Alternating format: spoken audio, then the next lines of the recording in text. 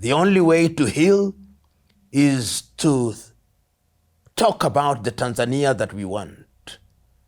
And I've heard Tanzanians in different parts of the country saying we need to re-examine our constitution. This is the time. We need to have an understanding of a Tanzania that will accommodate different ways. As Nyerere used to say in his early days, demokrasia ni kupambanisha hoja, that democracy is about a competition of ideas.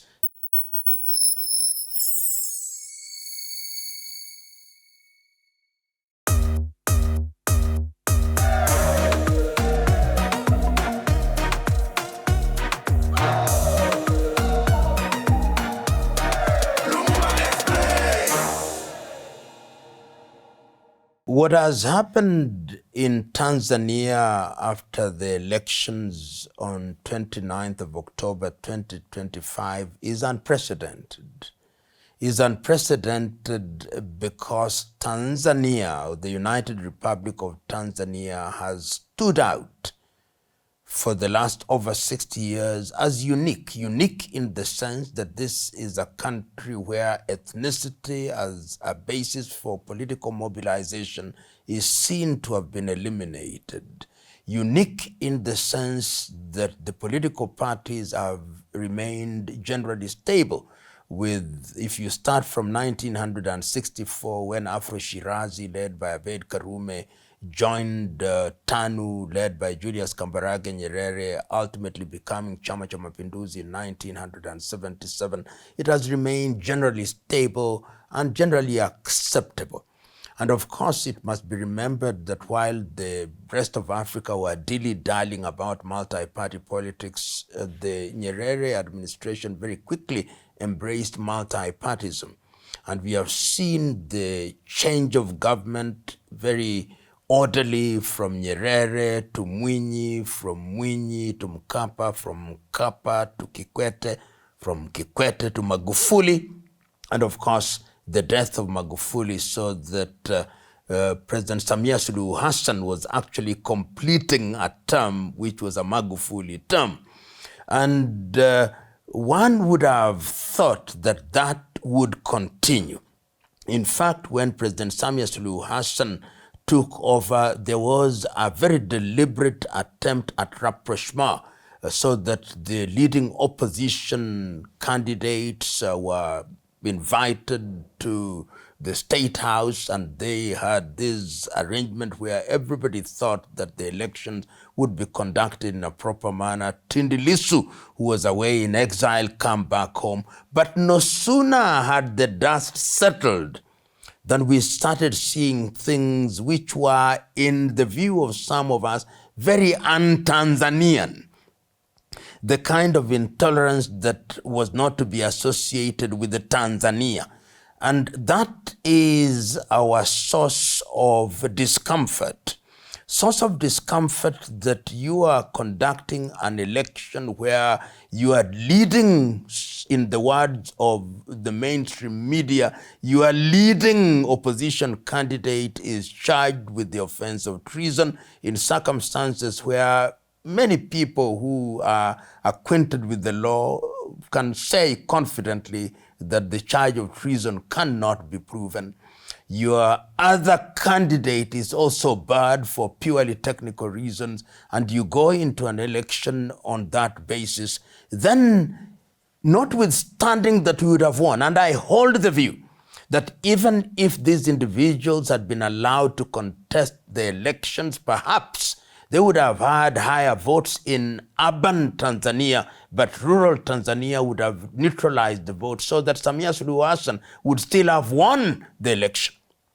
But because of the circumstances in which the victory has now been realized, it is no longer a victory that is untainted. And that is why the bad press, and ordinarily when people conquer fear and they find themselves in the streets, as we saw people demonstrating in Dar es Salaam, in Dodoma, in Mwanza, and in Mbeya, and led to deaths, It redefines politics in a different way. It redefines the nation's trajectory in terms of political orientation in a different way.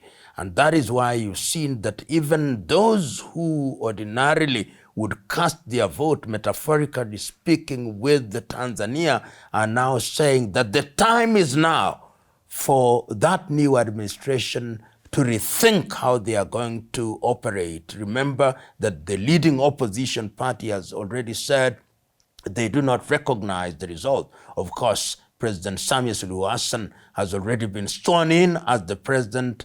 My prayer and the hope of many is that it will not be business as usual, that this is the occasion for her administration to climb down from the high pedestal and to say, we made some mistakes.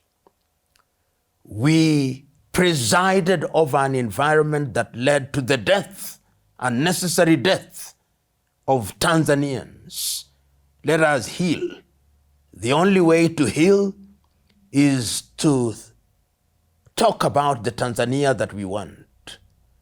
And I've heard Tanzanians in different parts of the country saying, we need to re-examine our constitution.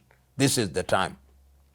We need to have an understanding of a Tanzania that will accommodate different ways. As Nyerere used to say in his early days, demokrasia ni kupambanisha hoja, that democracy is about a competition of ideas so that the electorate has an opportunity of picking from that buffet of ideas.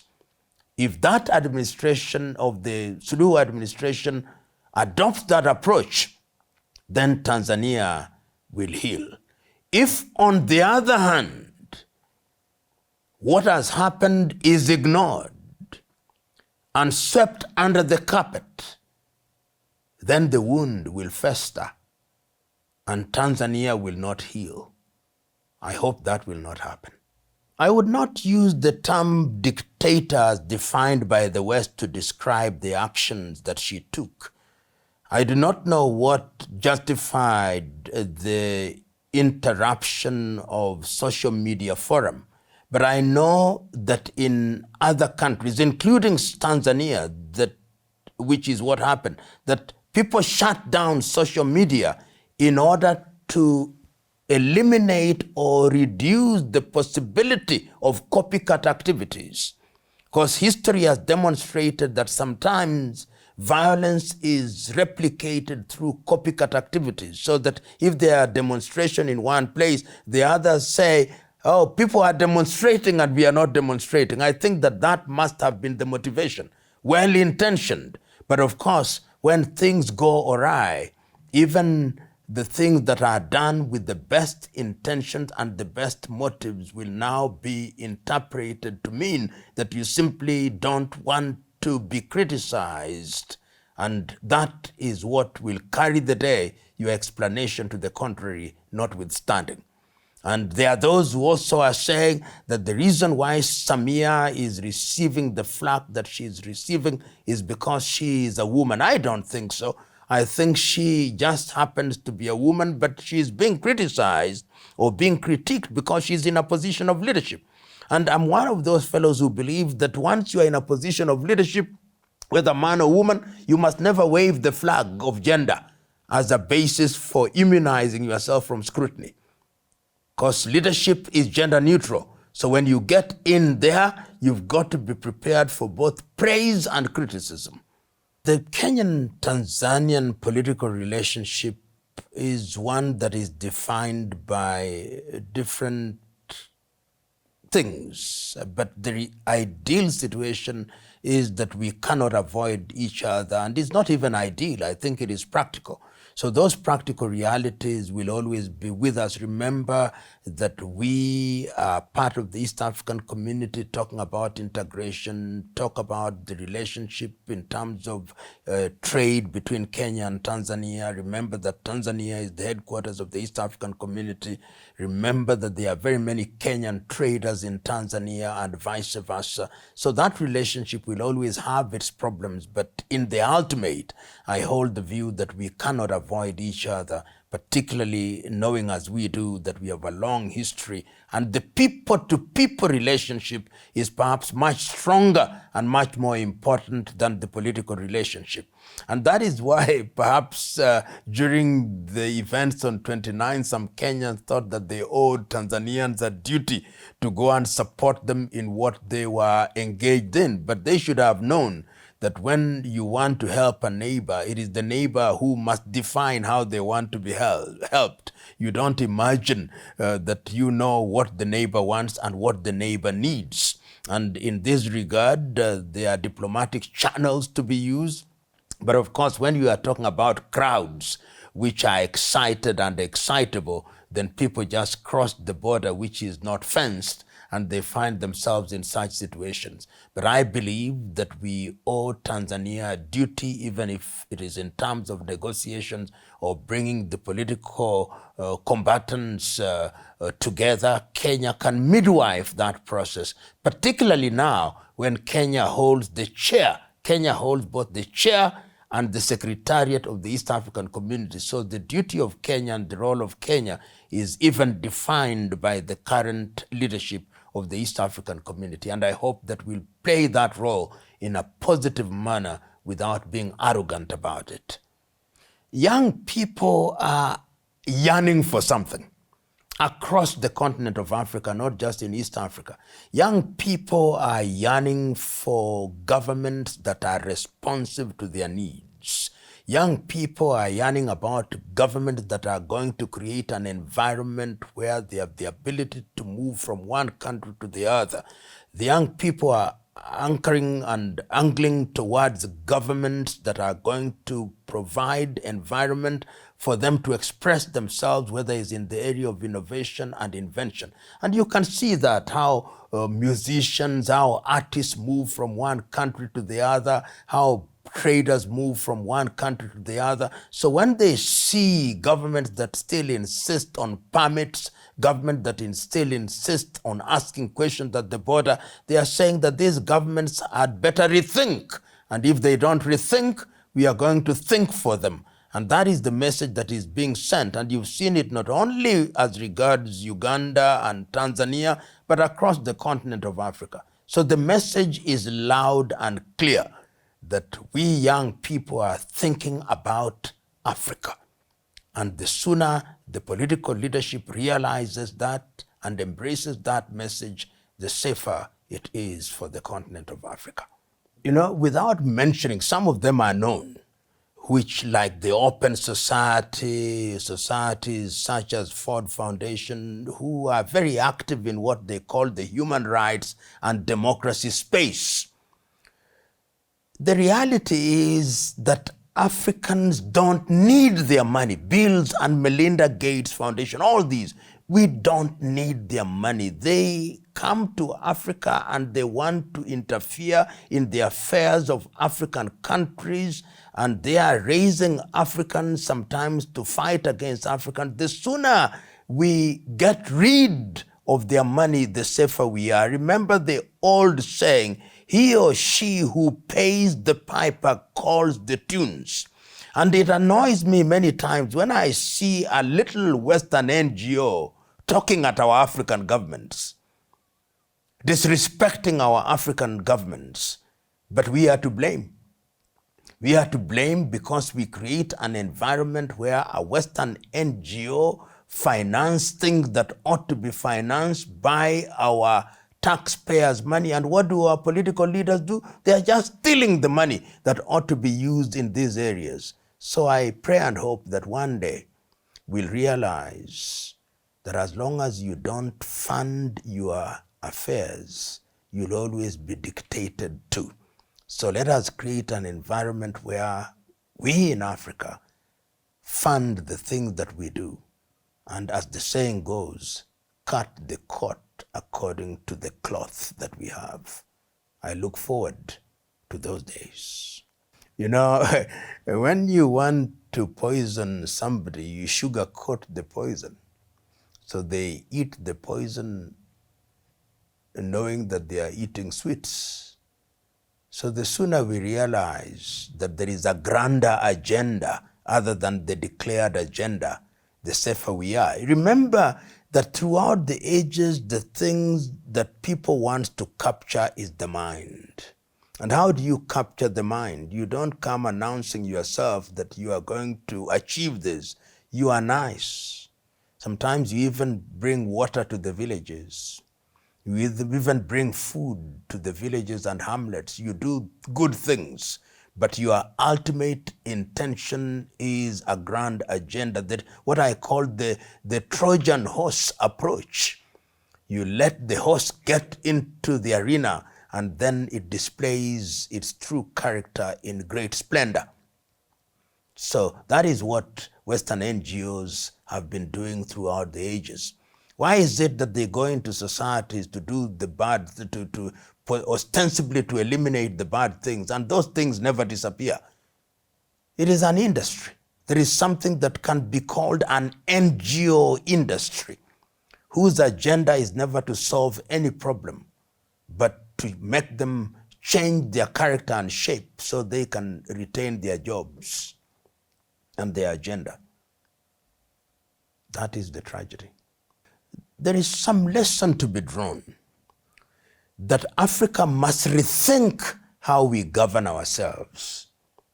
We must ask ourselves, this constitution that we give ourselves, these systems of governance that we inherited from the colonizer, are they serving us well? We have these political parties which, as experience has shown, continue to divide us along religious lines, along ethnic lines. Is there not a better way of governing ourselves? And one is not saying that we go back to our traditional system, because our societies are not even traditional after Berlin. Can we adopt and adapt and use systems that are going to emphasize the things that unite us rather than the things that disunite us? This is the time. It is the time not only out of the experience in Tanzania, it is the time out of the experience that we have seen even in countries such as Kenya, the experience that we have seen in countries such as Sudan, the experience that we have seen in countries such as Southern Sudan, in Cameroon, in Nigeria, in La Côte d'Ivoire, in Senegal. Africa must rethink governance. I personally am thinking about it. I've not found the answer as yet, but there is something that I know, that every time in most African countries after an election, the countries are under the threat of disintegration. So that elections are not things that we look forward to because they expose countries to disintegration. They are things that inject fear in countries. The Ugandans are going into election. They are fearful. Kenyans are going into election in the year 2027. We are fearful. How can it be that that which is meant to help us determine those who are going to serve us only creates fear? My view is that what has happened in Tanzania ought not to have happened. And I've listened to one of the commentators whom I respect, Generali Ulimwengu, who commented in the East Africa, and I agree with him totally, that had the Tanzanian administration led by Samia Suluhu Hassan listened to the comments of some of the people who spoke before the election, this would not have happened. Had he allowed the opposition candidates to contest, had she allowed, rather, the opposition leaders to contest, had she allowed everybody who wanted to contest, this would not have happened. With the help of hindsight, I hope that she too knows that what happened could have been avoided. So our message is very clear. We wish Tanzania well, but we are bold enough and candid enough to tell the Samia Suluhu administration that what happened could have been avoided, and that going forward, despite the fact that she has been declared the winner with over 90% of the vote, it is not for her to rest on her laurels and to say that what happened in Tanzania was a storm in a cup of tea. It wasn't. It is major. It has never happened. It is dangerous and it must be confronted. And how do you confront it? You confront it by engaging those who are in opposition, because they are also Tanzanians, because they have a following, however small you think that following is. That is the message that must be sent to those who think we are too soft on Samia Suluhu Hassan.